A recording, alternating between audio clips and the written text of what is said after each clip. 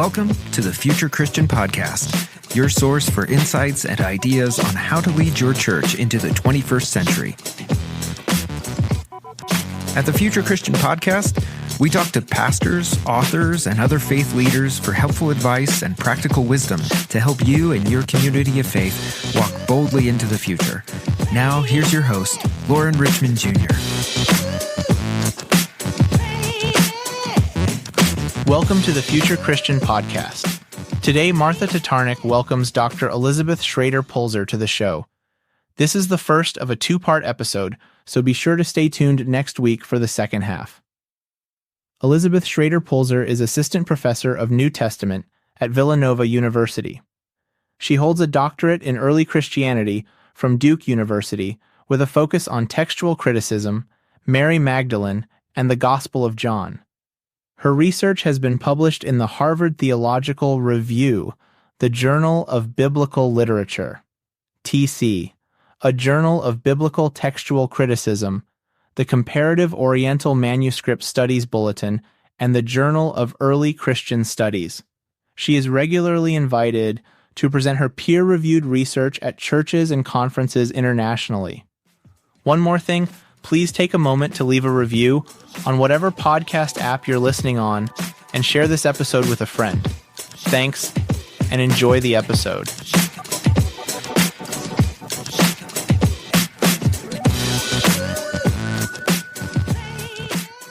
Welcome to the Future Christian Podcast. I am your host for the summer season, Martha Tatarnic, and today I am having a conversation with somebody whose work I have been following closely for the past couple of years and for a variety of reasons would count as a personal hero, Dr. Elizabeth Schrader Polczer. And we are going to... We're going to be discussing Elizabeth's groundbreaking work in biblical scholarship, particularly in how we see and understand Mary Magdalene and the Gospel of John. We're going to be doing this over the course of two separate podcasts in order to do justice not just to her work, but also to its implications. I say with quite a bit of seriousness that Elizabeth is kind of the Taylor Swift of biblical scholarship, and that says something about both her talent and her reach. So welcome to the podcast. Thank you so much. I don't know if my reach is quite as big as Taylor Swift's, but I like where you're going with that. Yes, well, it helps my kids to understand, why this interview is such a big deal. Oh.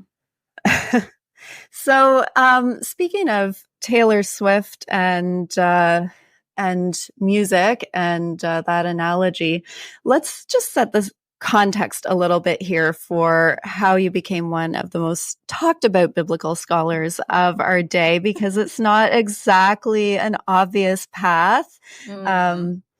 But maybe you could just begin by telling us a little bit about what your relationship with Christianity and the church was growing up. Sure, yeah. I grew up in the Episcopal Church. I am from Oregon. I had a really strong youth group growing up. And I would say I got really involved in the church as a teenager. And we did these church weekends called Teens Encounter Christ. And all of my best friends still to this day went to that with me.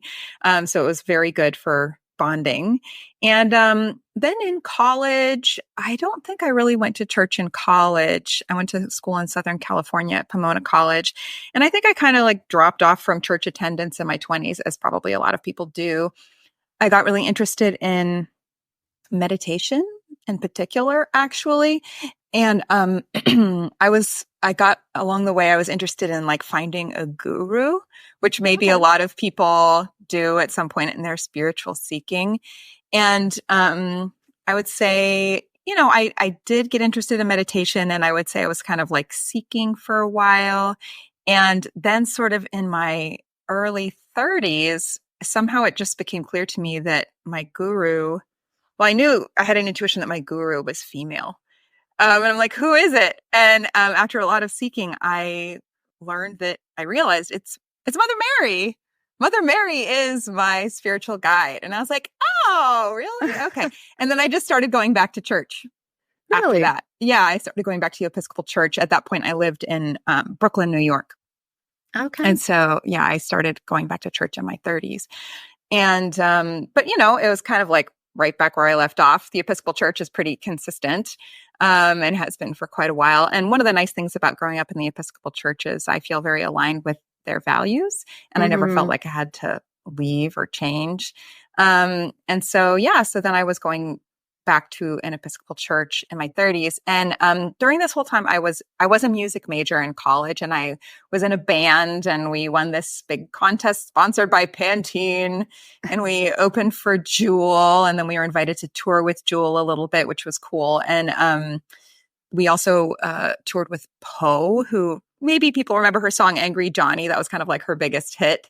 I was really into that. Really? Well, I still am into that album. It's still on playlists that I have. Like I loved that album. Yeah, and we were on tour with her for her second record, which is called Haunted, which is also a really good record. And so that was fun to tour around the country with her. And then we also won a contest where we got to open for Rusted Root, which was cool, in San Francisco. And then because I had won the Pantene contest, I got to go back to a future iteration of that contest, and I met like Michelle Branch and India Ari. Wow. There's these pictures of me with these artists, which is fun. And so yeah, that was all really fun. My band though they were kind of like dudes who wanted to be in like a guy band, and they were sort of like embarrassed to have a female lead singer because like the song I won the contest about was called Blood Red Moon, which was about a late period.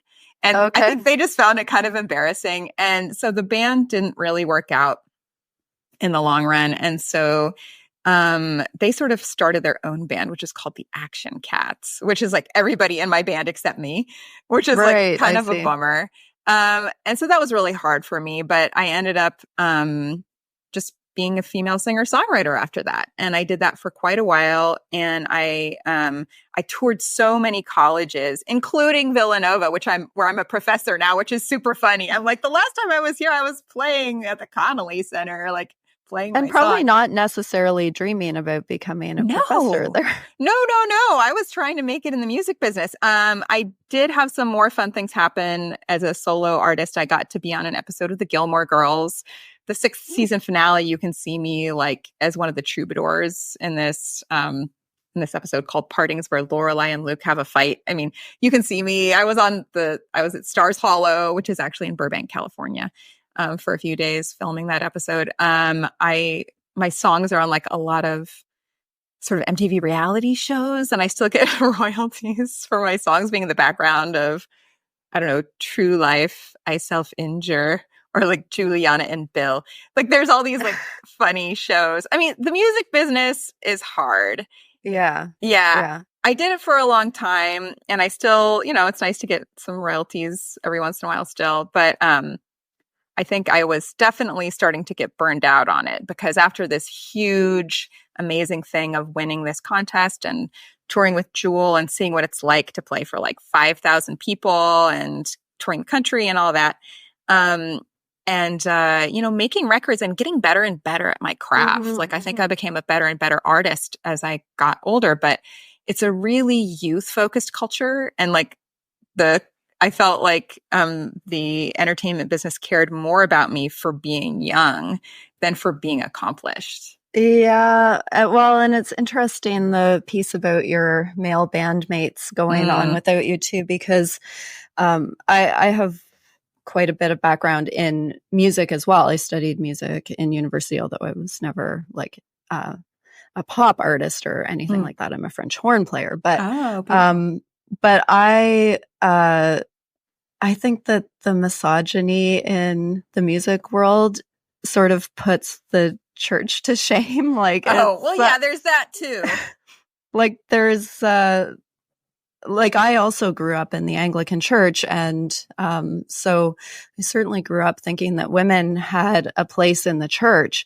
I didn't grow up thinking that women particularly had a place in music or in the history of music. And the the music industry can be quite famously misogynistic, can it? Yeah. I mean, I think also there was a part of me that was a little naive that I'm like, if I'm just really good at what I do, then like that's all it takes, right? I was not willing to sleep with older industry executives. Like that just, I was like, my music is good. Like, why would I do that? And it's like, I mean, maybe I would have gone further if I'd been willing to do that kind of thing, but that was not something that I participated in.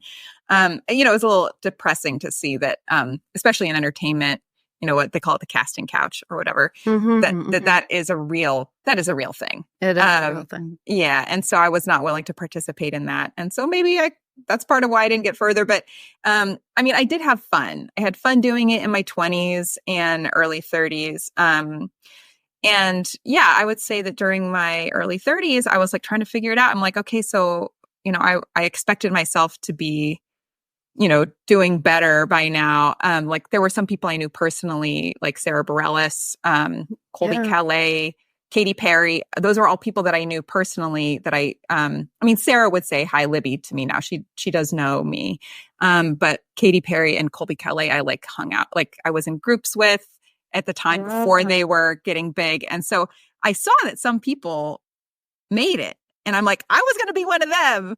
But of course, I talk to my friends now who are singer-songwriters. And for every one of those, there's like 50 to 100 who are just as qualified who didn't make it. And we're all focusing on the person who did make it. And I'm like, come on, let's talk to each other. Like, we don't need to focus all of our attention on what I call lottery winners.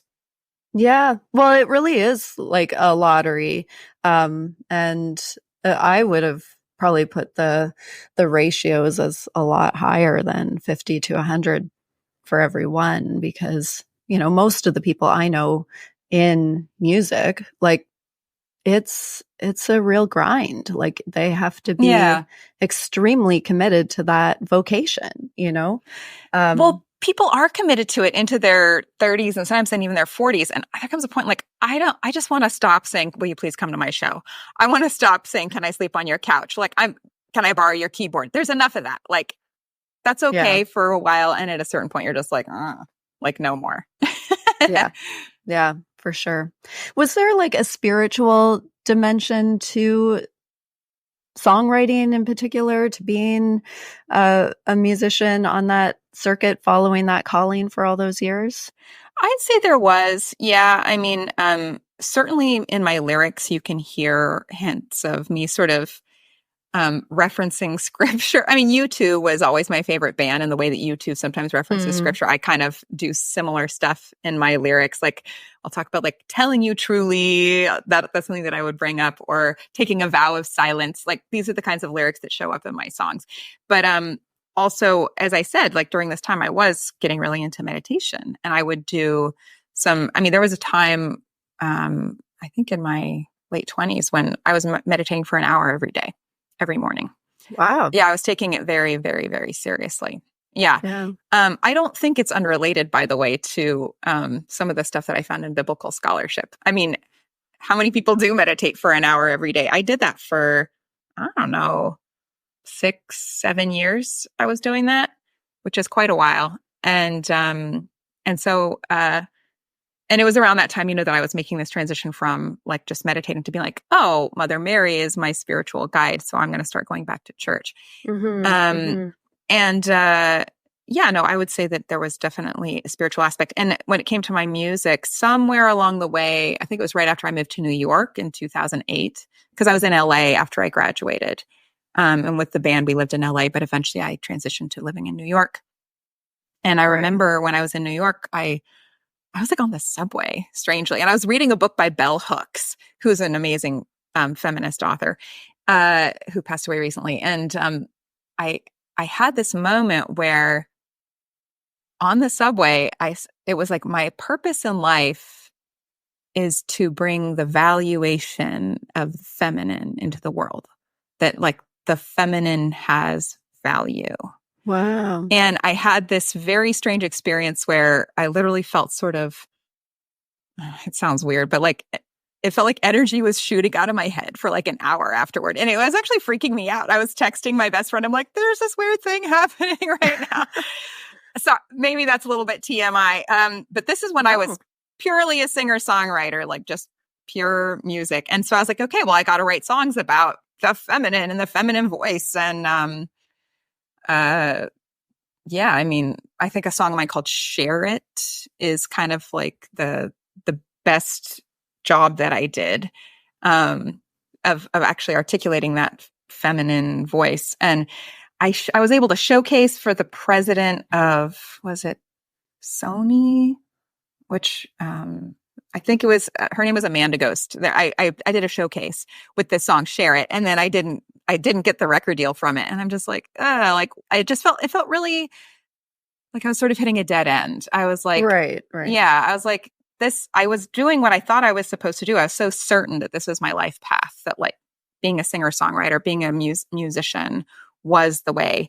And then it just like wasn't working out. And I was really frustrated. And I would go, there was this Catholic church actually not far from where I was living at the time in Brooklyn, that was dedicated to the Virgin Mary. Mm-hmm. Really beautiful garden, like with all these statues of the Virgin Mary. And I would go there to meditate sometimes. And I had this meeting with my music lawyer and also Jules' mother, Lenedra Carroll, who had been sort of helping me a little bit. We all had this sort of powwow. And I remember that Lenedra was like, you just need to jump off the cliff. Like, what is it that's blocking you? You just need to jump off the cliff. And I was meditating in this garden and dedicated to the Virgin Mary. And I heard words, which is really rare for me in a prayer or a meditation. Yeah. And the words were, maybe you should talk to Mary Magdalene about that. And that was really like kind of the clarifying encounter that led you on to quite a different path, right? Yes. Really weird. That's not the story that you usually hear from a Bible scholar who works on manuscripts of the New Testament. Yeah.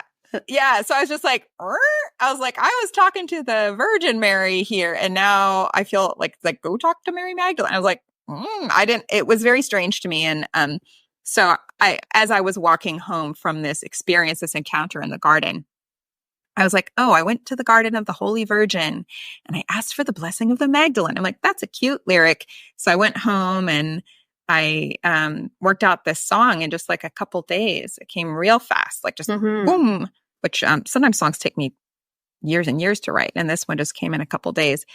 And I sent it to Jules' mom. I'm like, check this out. And she's like, this song is amazing. We're sending it to Michael, my lawyer. We're like, this is the breakthrough we were looking for. Yeah. And maybe it was, but it just wasn't into the music business. It definitely was a breakthrough. It just wasn't quite what you were expecting. And so then I walked over to the Brooklyn Public Library, which was also close to this garden. By the way, the garden, it was at the Co-Cathedral of St. Joseph.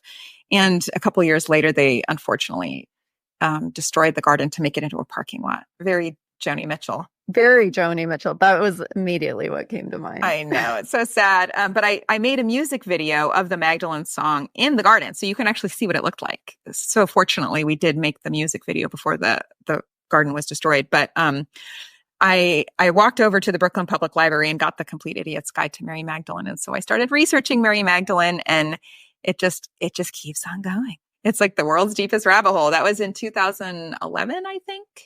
Yeah, like you couldn't have possibly known what you were getting into. No idea. And then I made the record and I decided to call it Magdalene. And then I was like, I can't make a record called Mag, because I put other songs on it, including that song Share It that I mentioned and a bunch of other ones. Also a song called Beautiful Girl that's in the same vein as what I was talking about earlier, about like valuing the feminine. Then I wrote this, I released this album and I put this music video out and I was like, okay, now what's going to happen? And what happened was that I just got completely obsessed with researching the Bible and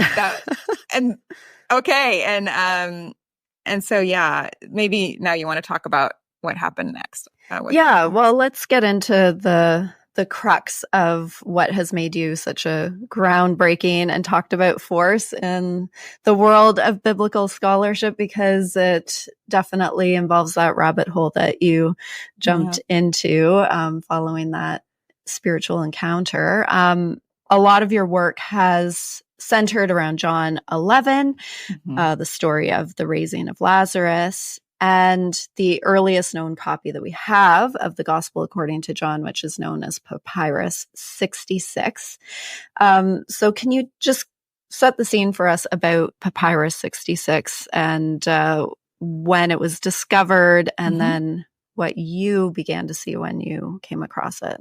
Sure. Yeah. So the papyrus was discovered, I think, they used to say 1952, but now they're saying 1956, near Dishna, Egypt, which is not too far away from where the Nag Hammadi codices were found.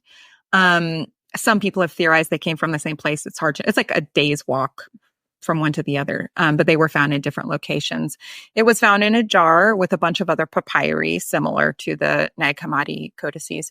In this jar were also Papyrus 75 and Papyrus 45, and also, which are other gospel manuscripts from probably slightly later, because P45 and P75 are bound up with other gospels, whereas Papyrus 66 is just the Gospel of John, which tells you that maybe it's a little earlier because it's not being bound up with other gospels yet. Right. Yeah, that makes sense. And also some letters of some letters were in there, and also like copies of the Iliad. So it's like a jar. Yeah, it's like a jar of somebody's library. And they found Papyrus 66, and it was quickly identified and published. I think it was first published in 1958. It was just they recognized that this was probably the world's oldest near complete copy of the Gospel of John. It's actually called Papyrus Bodmer II because it was acquired by this wealthy. He's from Switzerland. His name is Martin Bodmer, and he has this thing. It's a library today called the Bodmer Library, and there was sort of like this race for antiquities in the 20th century, and all these rich magnates in Europe, including Chester Beatty, also in Ireland, they would just buy up basically on the black market. They would, really? Well, of course, because they have all the money and they want the manuscripts. And in Egypt, I think at this point you're not really supposed to smuggle stuff out. Like Egypt is like, hey, don't take our stuff. Yeah. But then if you get this copy of the Gospel of John and some guy in Switzerland is going to pay you who knows how much money, like they're going to find a way. Right. So there was this, I can't remember his name offhand, but there was an antiquities dealer who basically got it through Cyprus, and then it made its way to Bodmer, and then Bodmer hired somebody to transcribe it and just do a first edition of it. And I think his name was Victor Martin.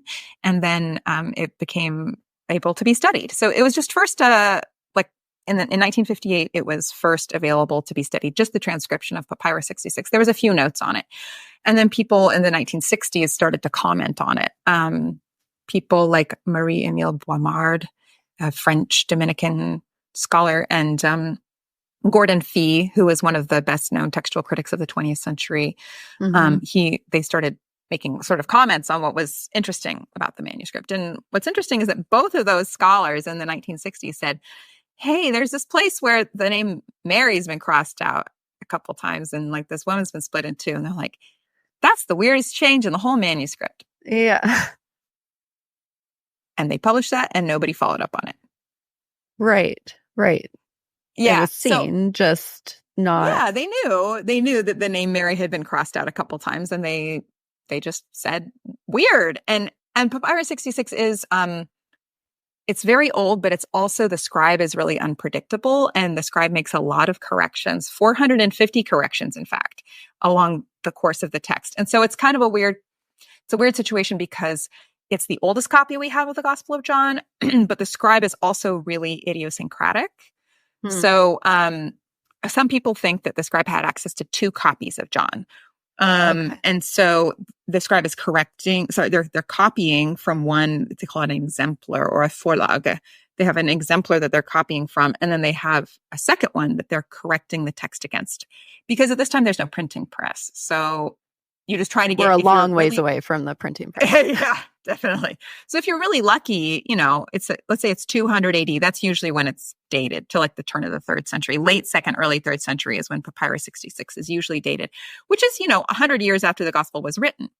So this is our earliest surviving copy, but it had been already circulating for a century before that. And so at this point, Christianity is just sort of getting started. And if you're lucky enough to have access to 2 copies of the Gospel of John, I mean, they were very expensive to make these sorts of copies, very labor intensive. The scribe is trying to make a good copy. And so that's might be part of the reason for so many corrections and changes, is that one of the copies says this, the other copy says that. And so the scribe is trying to sort of reconcile which one is the right one. And so it's a really interesting manuscript in that way, but the text is not particularly stable. And my dissertation is actually about how at the origins of Christianity, the text wasn't particularly stable. Okay.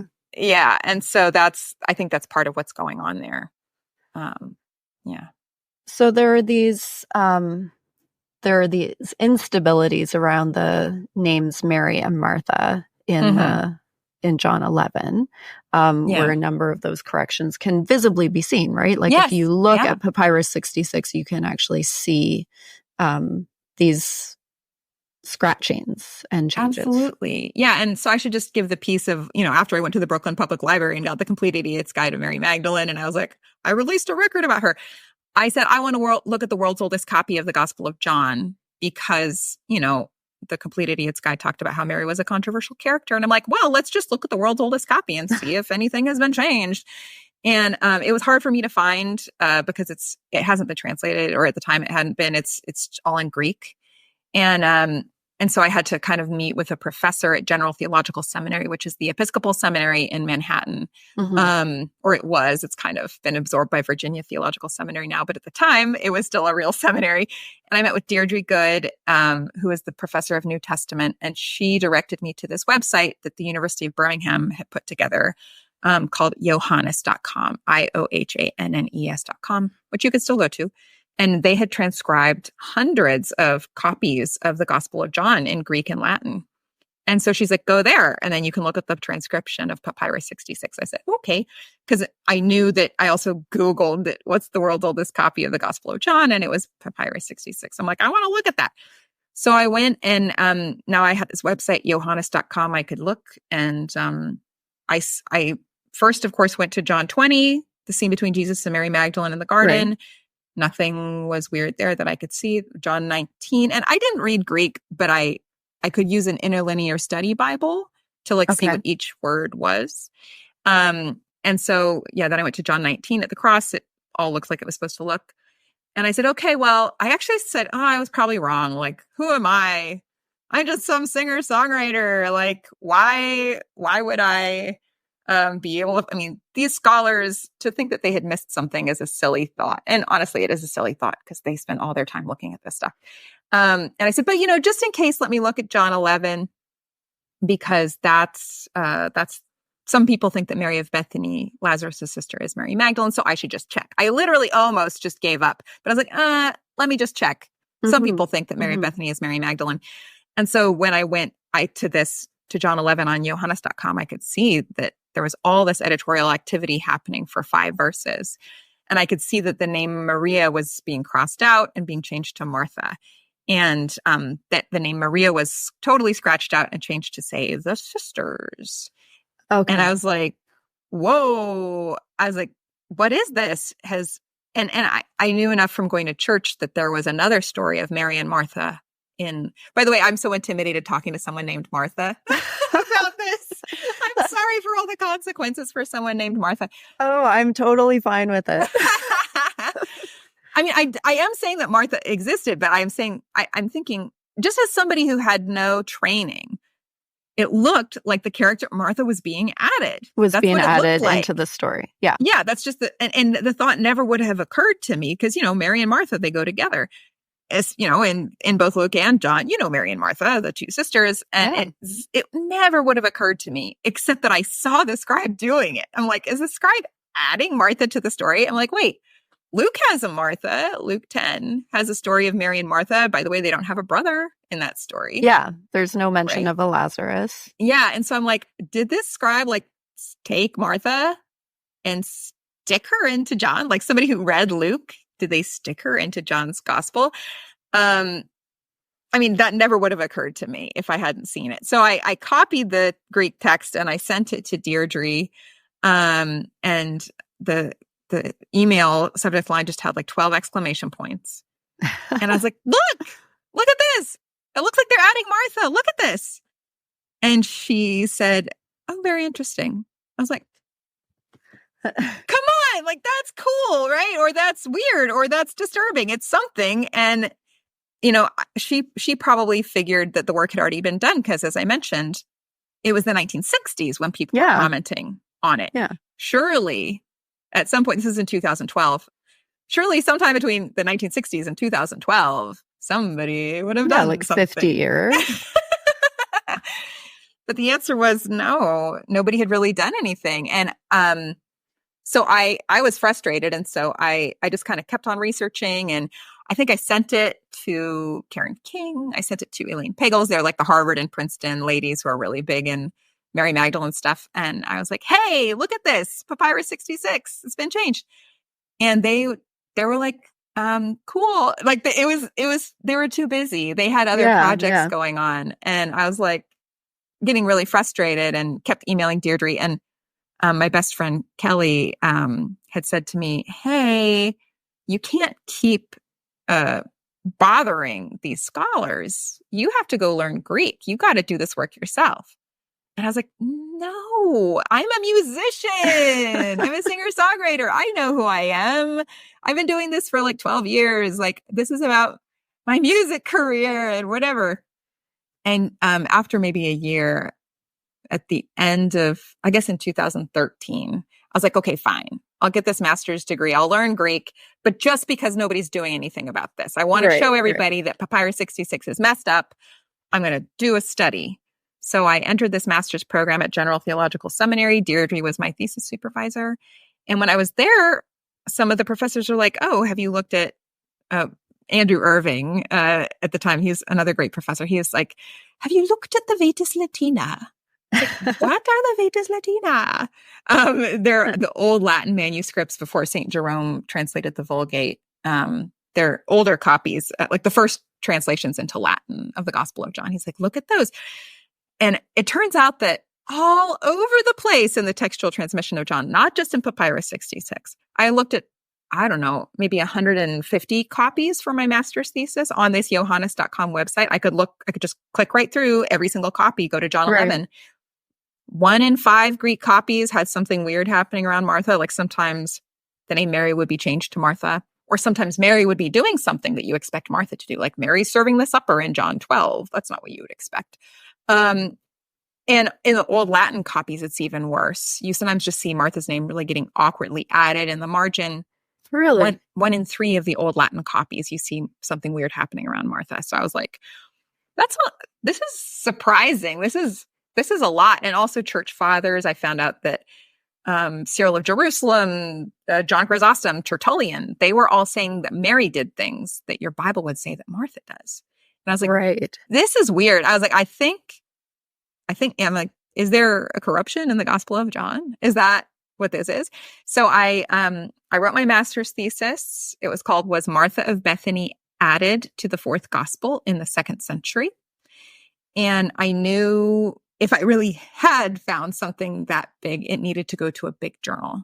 Mm-hmm. And again, as a master's student, it was maybe a little presumptuous. And Deirdre said, I was like, how about the Harvard Theological Review? That sounds fancy. And Deirdre was like, okay, but you got to write to them and say, I'm just a master's student, and ask if it's okay to submit. And I wrote to them and they wrote back and they said, as long as it's under the word limit, yes, you may submit. So I did. And miraculously, it made it through the most rigorous peer review process. It was, I found out later that my peer reviewer was Eldon Epp, who was another one of the 20th century's most esteemed textual critics. And it got published in the Harvard Theological Review. And I was like, okay. And people are like, so where are you going to do your PhD? I was like, I'm a musician. I just so did you're this still like people. you're Yeah. still feeling like you're a musician at this point. I released a record in 2017. I released another record called Red Thread. Yeah, I was like, this. But you've also like learned Greek and yes, like. I mean, academia didn't sound fun. I mean, I actually was enjoying it. I guess I was doing well, right? I got my master's thesis published in this top tier journal, but I certainly wasn't planning on doing a PhD. But people were asking me, what are you going to do? Where are you going to do your PhD? And also it was, I actually deferred my PhD a year, partly because General Seminary is a nice place to live in Manhattan. If anybody's ever been there, it's really beautiful. And also because I wasn't sure. I was like, I don't know if I want to do this. I'm a musician. And I think what it was is that I realized if I don't do this, nobody else is going to. Yeah, because you tried to get other totally people tried. to take it up. Yeah. And I even got it published, and then like so many publications, it could have just been published and then lost, right? Mm-hmm. I said, I have to kind of steward this. If I don't do it, nobody else is going to. Yeah. Yeah. Well, that's a piece of the calling, isn't it? Yeah. So yeah, I would say letting that singer-songwriter thing go. And honestly, I don't miss it at all at this point. Is that right? Yeah. I mean, I'm really proud of the songs that I wrote. Some of the ones I've mentioned here. There was like War on Science, Beautiful Girl, Share It, Wish You Were the Woman. I think they're top-notch songs. Go look them up. You can find them on like Apple Music or whatever. Yeah, they're available everywhere. Yeah. And, but you know, I guess it's really frustrating to do really excellent work and for it not to receive the attention and reception that you want for it. Mm-hmm. And I got just tired of that. And especially when I turn around and I suddenly am, instead of writing songs, I'm writing academic articles. And it's going great. Like, I get like, okay, now I'm getting published in top tier journals. I'm getting invited to conferences. Instead of me begging people to come to my show, people are now like flying me places, and there's an audience that's waiting for me to give my talks. I'm like, wow, like this is it's similar to being a singer-songwriter, except like, and actually a lot of the skills that I developed as a singer-songwriter, I now use. Like, I know how to be on stage. I know how to entertain. Mm-hmm, mm-hmm. I know how to sort of tell a joke or craft a story. And actually crafting an article and an argument is not unlike crafting a song. Yeah. Yeah. Yeah. I mean, that self-promotion that you have to do in the arts so much of the time can really feel like pushing a boulder up the hill, right? And like to have other people just be so excited about what you're putting into the world that they want to push the boulder up the hill. Like, it was such a relief. I was like, great. I don't have to do that anymore. And so, yeah, I had to say, I don't really miss the music business, though. I'm happy for the people who were able to push through and to succeed at it. And it's just like, okay, well, this was actually, even though I was so sure that the music business was the right path for me, it's like, well, maybe it was the right path at that time for me to get good at certain things. Well, and it clearly needed to be part of the path to lead you to the path you're on now. Yeah. And now it's like, okay, I'm definitely on the right path now. And it's nice. You know, I finished my PhD at Duke last year, and now thank you. And I'm now a tenure track assistant professor of New Testament at Villanova University, which is a great place to be. And it's like the path is very clear. It's good.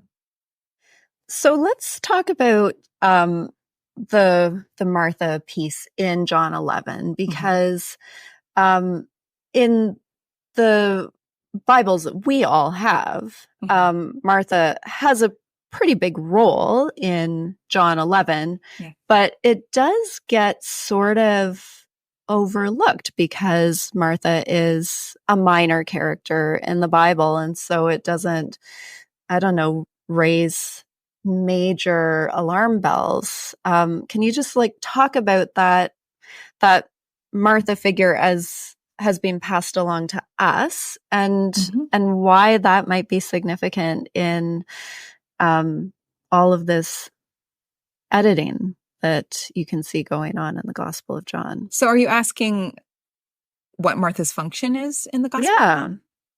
Yeah. Well, right now, it seems that her main function is to utter the thesis statement of the Gospel of John. Jesus comes into Bethany, and it says that he loves the Bethany siblings, and Martha runs out to meet him, whereas Mary stays at home. And Martha says, "Lord, if you'd been here, my brother would not have died." And then Jesus says to her, "I am the resurrection and the life.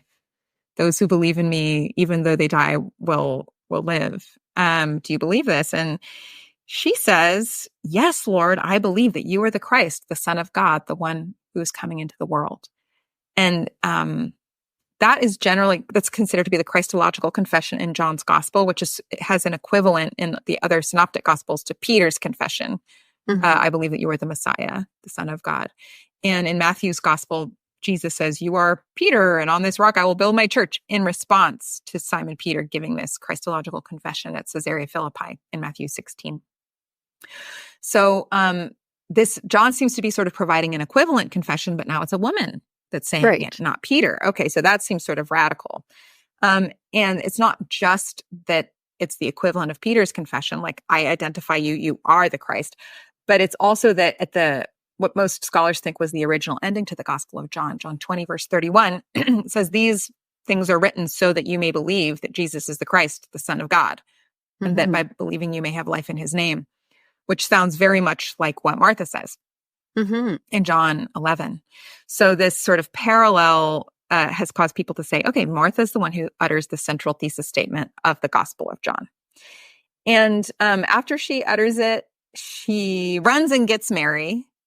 And then Mary can come on the scene. And then Mary says the exact same thing that Martha says. "Lord, if you'd been here, my brother would not have died."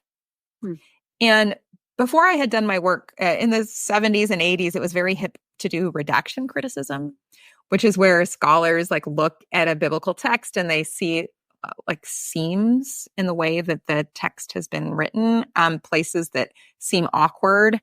And they think this is maybe where the evangelist edited their source. Right. And maybe there was a testimony of the beloved disciple, and then the evangelist was tweaking it in certain ways. And what's really funny is that several scholars had said, Martha's presentation is weird. Right. And they're not talking about the manuscripts. They're talking about the received text.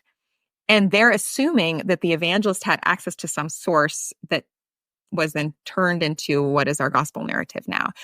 And several people had said in the evangelist's source, there was only one sister. People had said this. I think Robert Fortna said that. Gerard Rocher said that. And probably Marie-Emile Boimard and Brendan Boyle, I think. And actually even John P. Meyer, who's a really big Catholic theologian, he wrote in this historical Jesus thing, A Marginal Jew, he said, the early version, he said the Lucan story of Martha and Mary has no Lazarus. And apparently the early Johannine version of the Lazarus story had no Martha. But they're not talking about the textual transmission. They're talking about the evangelist writing. Right. At the very beginning. Like the evangelist has heard some sort of story that is now being crafted into our gospel. And they think that the evangelist added the sister. Okay. And the difference between the two is that the evangelist is writing what you would call the autograph copy, the first copy from which all other copies would be copied. And they're saying that in that autograph, the evangelist has crafted a narrative with two sisters, but that the evangelist knew a story with only one sister. Right. That's what the theory was. That's what the redaction critics had argued. And what's really funny is it's like, wait a second. That's the difference between redaction criticism and textual criticism. Textual criticism is a comparison of the manuscripts. Okay. So An evangelist can take, oh, I heard this story and I heard that story and I put them all together and I made this beautiful narrative that we now call the Gospel of John. That's different than this Gospel of John that begins circulating and copyists tweak the story. That's different because the evangelist, you assume, if you believe that there was a Johannine community, the evangelist is aligned with whoever, if you believe that there was an eyewitness, the beloved disciple, they come from that same community. They can directly trace their lineage to Jesus. And they're like, this is the gospel that we've decided to put forward from our perspective. That is different than some rando, like 100 years later or 50 years later saying, I don't like this part of the story and changing it in the course of copying it. That's textual criticism. And so what my study was showing is that, yeah, maybe Martha was added, but not by the evangelist. Right. Maybe Martha was added by a very, very early editor. It would have to be 2nd century because Papyrus 66, if it's dated to 200 AD or around that time, it means that this is around the time that Martha's getting added in, around the turn of the 3rd century. Also, Origen of Alexandria writes about Mary and Martha in the mid-3rd century, and he knows that Martha is there in the story of John. So it would have had to be 2nd century that this change was made. Perhaps right around the time that Luke started to get read alongside John. And that's when somebody has read Luke and they are importing Martha into John's story. That's when it would have to be. Of course, completely theoretical, because Martha is in every copy that we have, including Papyrus 66. Yeah. And I mean, all of this is kind of a working theory that we certainly don't have the evidence to back up conclusively at this time. But the theory that I've certainly heard you and others discuss is that Martha might have been imported in order to distract from just how central a character Mary Magdalene was. That and so if she is a witness to the resurrection, the first witness to the resurrection, if she's the one who was at the crucifixion, if she's the one who anointed Jesus at Bethany and gave the Christological confession. That's right. Suddenly she's a main character.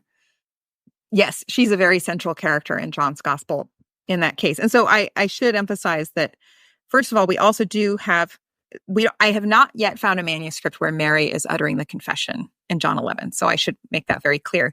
But we do have a church father, Tertullian, who wrote around the same time as Papyrus 66 was copied, like 210 AD. And he says in his treatise against Praxeas that Mary confessed Jesus as the Christ. Every single copy of that treatise by Tertullian says that Mary gives the Christological confession in John. So it seems that maybe Tertullian's copy didn't have Martha in it. And he's writing at the turn of the 3rd century. So he's probably got a 2nd century copy of John where Martha's not in it. So, but again, that's a church father writing about John. And so it just says Mary. It never explicitly says the word Magdalene in any copy of John 11. And that's actually something that some people have said, oh, well, Mary of Bethany is not the same person as Mary Magdalene. Mary's from Magdala, first of all. And why, if it is Mary Magdalene, why didn't the evangelist just say so? Like, why not just say Lazarus and his sister Mary Magdalene? And I've got good answers for both of those.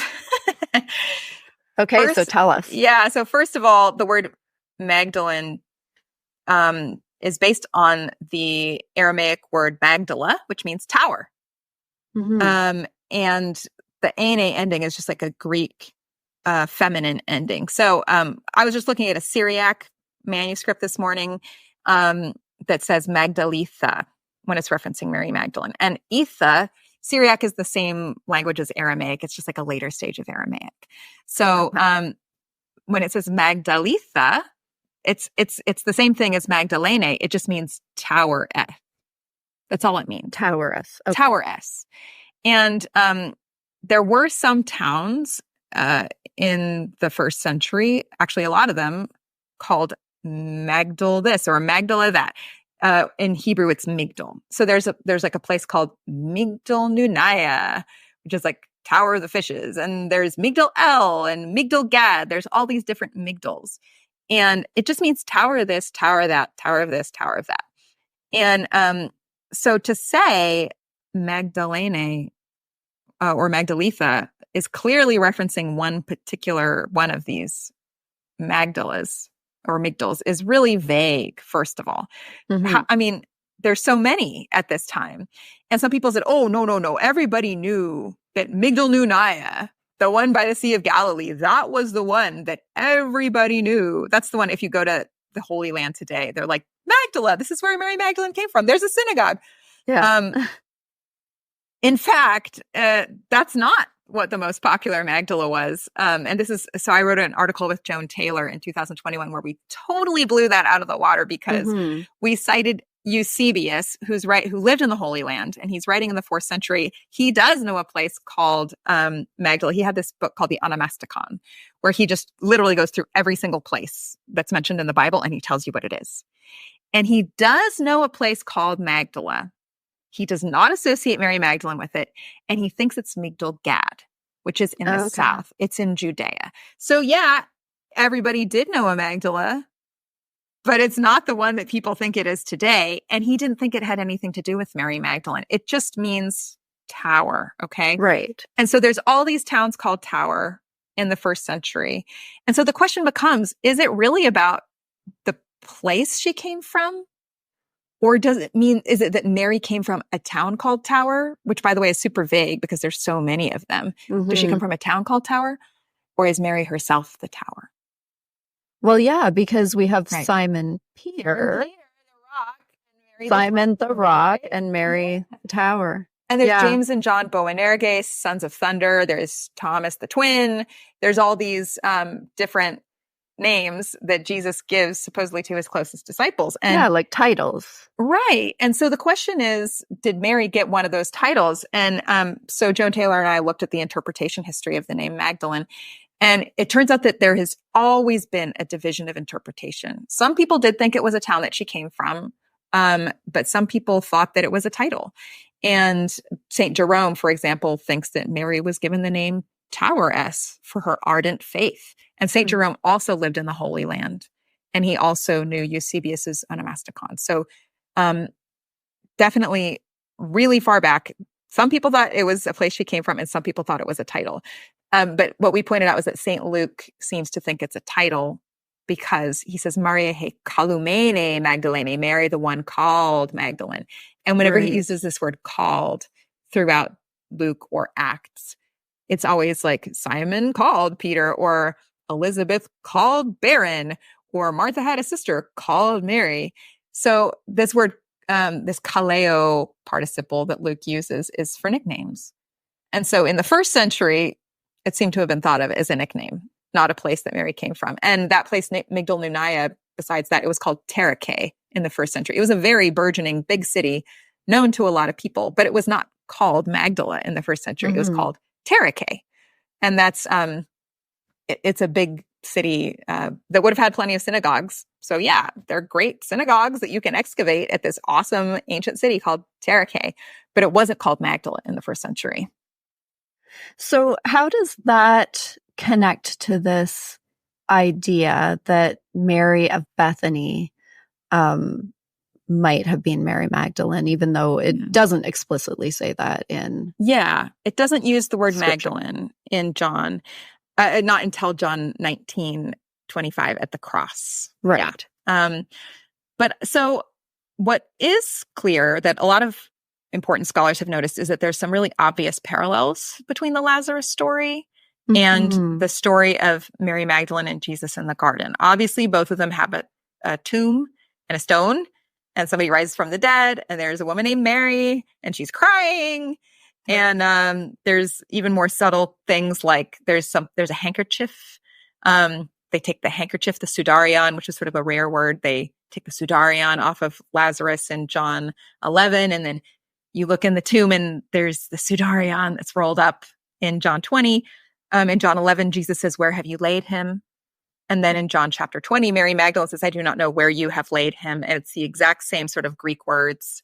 So it's this, there's all these sort of hints that there is a really clear parallel between the Lazarus story and John 20, the encounter between Jesus and Mary Magdalene in the garden. So all biblical scholars would agree that there are deliberate craftings of a parallel between the Lazarus story and John 20. The question is why. Also in John 12, Judas complains about Mary anointing Jesus at Bethany. And Jesus says, leave her alone. She will keep it for the day of my burial. Right?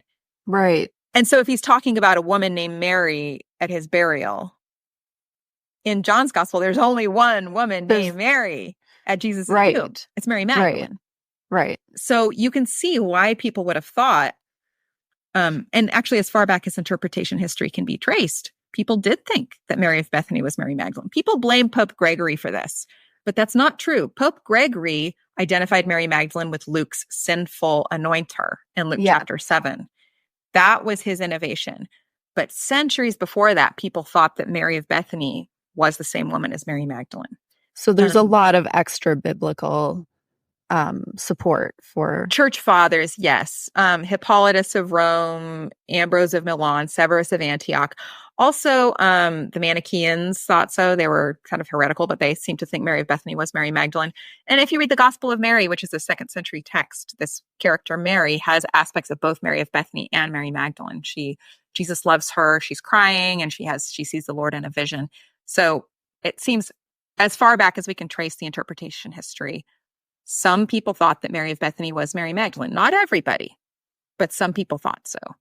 And so, so you can see why, if somebody's reading John and they see these parallels, I'm not saying that it was never explicitly said, but I think that the evangelist has crafted the narrative in such a way so that not the first time you read the Gospel of John, but maybe the second or the third time, especially when you notice, oh, wait, there's a woman named Mary crying at a tomb. Oh, Jesus says, where have you laid him? And Mary says, where have you laid him?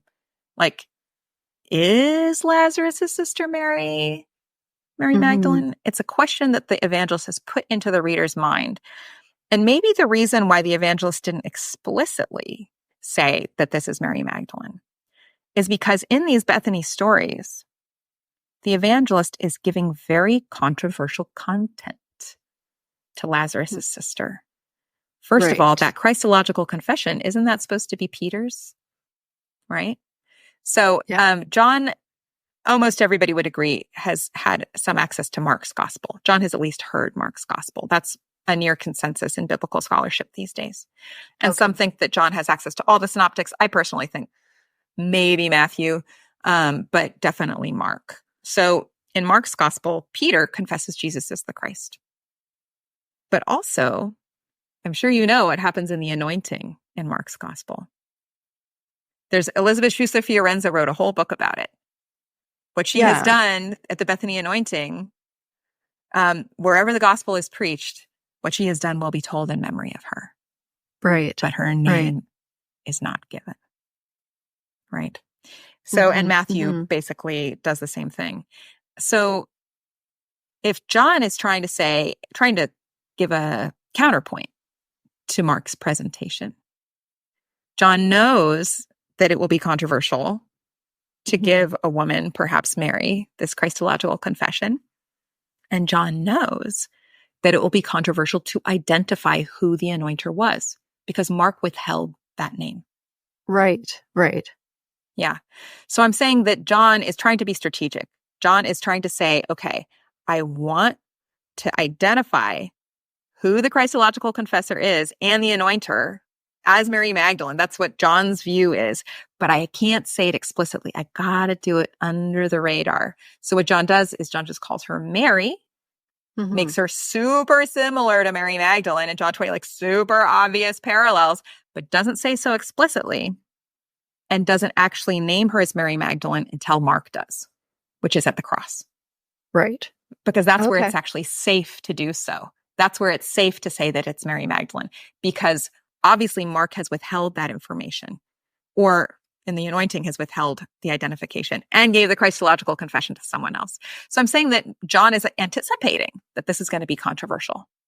Yeah, and in fact, I'm saying it really was controversial, so much so that the text, people knew that some folks thought that Mary Magdalene was doing these things. And so the text had to be edited.